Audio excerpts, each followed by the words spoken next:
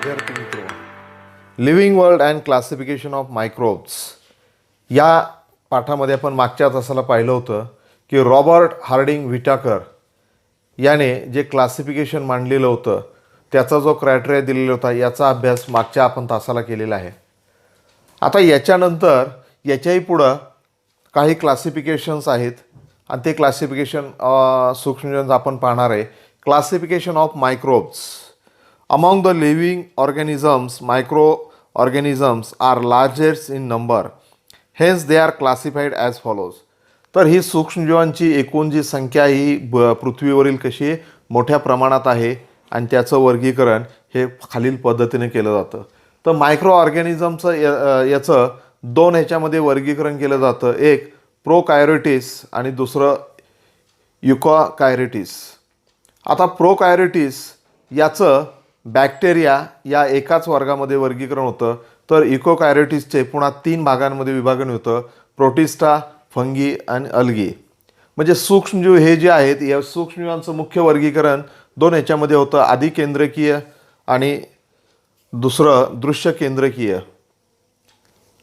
आणि या दृश्य केंद्रकीय म्हणजे युकॅरियोटिसचं वर्गीकरण हे प्रोटिस्टा, फंगी आणि अल्गी, शैवाल याच्यामध्ये केलं जातं. आता यानंतर आपण यातला पहिला सूक्ष्मजीव जो बॅक्टेरिया आहे त्याचा अभ्यास करतोय, जो प्रोकायरोटिसमध्ये मोडला जातो, बॅक्टेरिया. तर बॅक्टेरियाचा आकार हा साधारणपणे 1 मायक्रोमीटर टू 10 मायक्रोमीटर म्हणजे 10 मायक्रोमीटर ते 1 मायक्रोमीटर ते 10 मायक्रोमीटर एवढा असतो. मग हा जो बॅक्टेरिया आहे हे बॅक्टेरिया कसे असतात तर unicellular, independent, parasitic organism, sometimes many bacteria together from colonies. तर हे एकच पेशीय स्वतंत्र सजीव म्हणून जगत असतात. तर काही वेळा हे सर्व जीवाणू हे एकत्र वसाहती करून राहतात किंवा वसाहती करून ते काय करतात, सर्व वसाहती तयार करत असतात. Second, bacterial cell is prokaryotics with cell wall but distinct nucleus और सेल ऑर्गेनल्स आर ॲबसेंट. तर जीवाणू पेशी ह्या आधी केंद्रकीय असते, तर या पेशीत केंद्रक व पटलयुक्त अंगके नसतात, पेशी भित्तिका मात्र असते. आता third, they produce the simple binary fusion. तर यांच्यामध्ये या जीवाणूंचं जे प्रजनन आहे हे बहुधा द्विखंडी भावनाने आणि एकाच पेशीचे असे 2 भाग होऊन यांचं हे प्रजनन होत असतं, नवीन जीवाणू तयार होत असतात. Next, in favorable conditions, bacteria grow vigorously and can double their number in 20 minutes.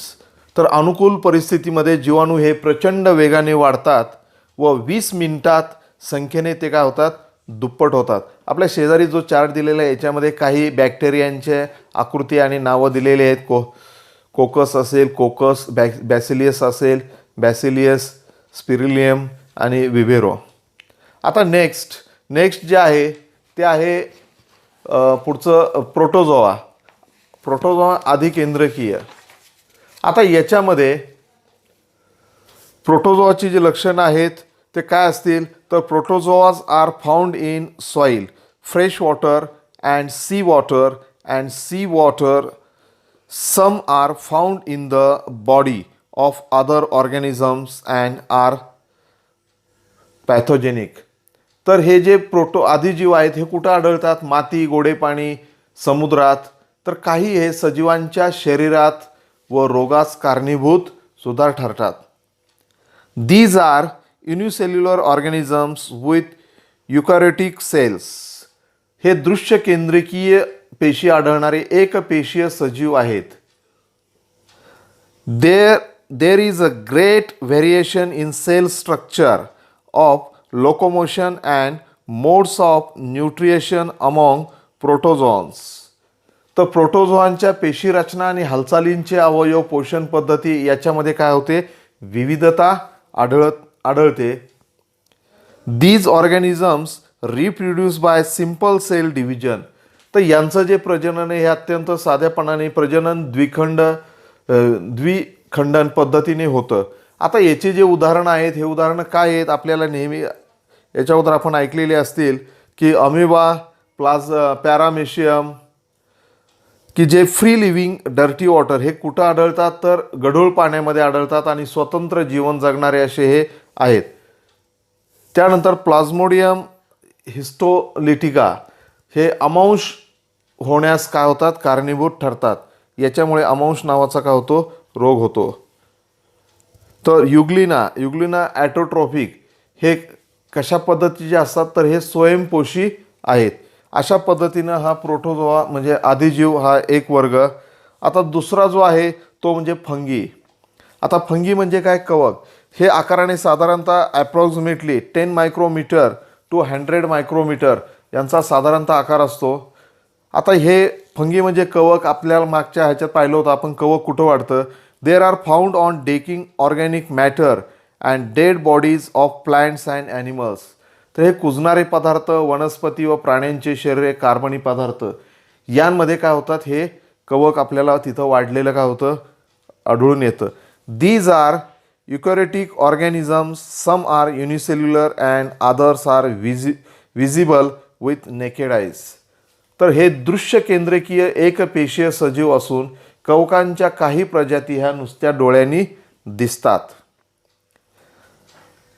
The saprotrophic absorb their food from decaying organic matter. हे काय करतात तर मृतोपजीवी असून हे कार्बनी पदार्थांपासून काय करतात, अन्न शोषून घेतात आणि स्वतःची काय करतात, उपजीविका करतात. They reproduce sexually and asexually by cell division or by budding.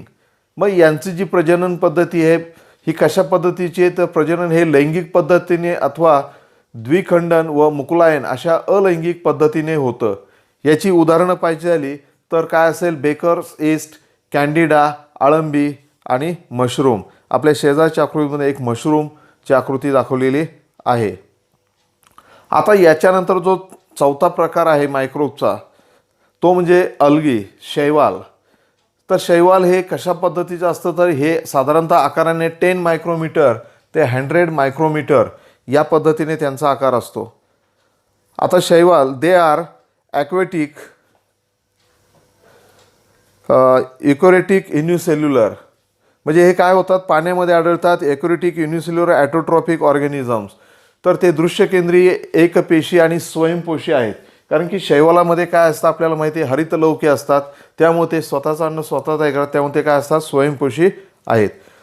Photosynthesis is carried out with the help of chloroplast present in the cell. कारण यांच्यामध्ये क्लोरोफास्ट म्हणजे हरितलौके असल्यामुळे ते प्रकाश संश्लेषण या क्रियेद्वारे काय करतात, स्वतःचं अन्न स्वतः तयार करतात. For example chlorella chlamydomonas. तर very few species of algae are unicellular. Most of them are multicellular and visible with naked eyes. तर शैवालांच्या थोड्या प्रजाती ह्या एकपेशी आहेत, तर इतर सर्व शैवाले हे बहुपेशी असून आपल्याला नुसत्या डोळ्यांनी पाहता येतात. आता लास्ट जो मायक्रोब्स आहे तो म्हणजे व्हायरस, विषाणू. Size are approximately 10 nanometre to 100 nanometre. हा अत्यंत लहान असतो, बारीक सूक्ष्म असतो. तर व्हायरस आर एक्स्ट्रीमली मिन्यूट. तर तो कसा आहे, अति सूक्ष्म आहे.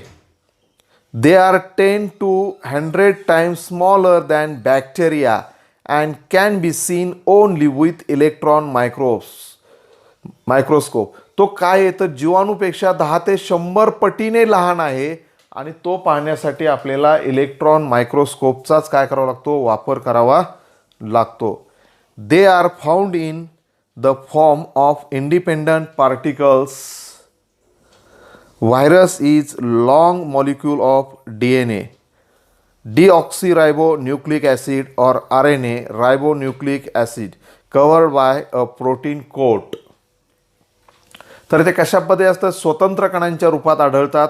आणि विषाणू म्हणजे काय तर DNA डिऑक्सिरायबोन्यूक्लिक ॲसिड आणि RNA रायबोन्यूक्लिक ॲसिड यांच्यापासून लांब लचक असा रेणू काय झाला तयार झालेला असतो आणि त्याच्यावरती प्रथिनांचं काय असतं, आवरण असतं.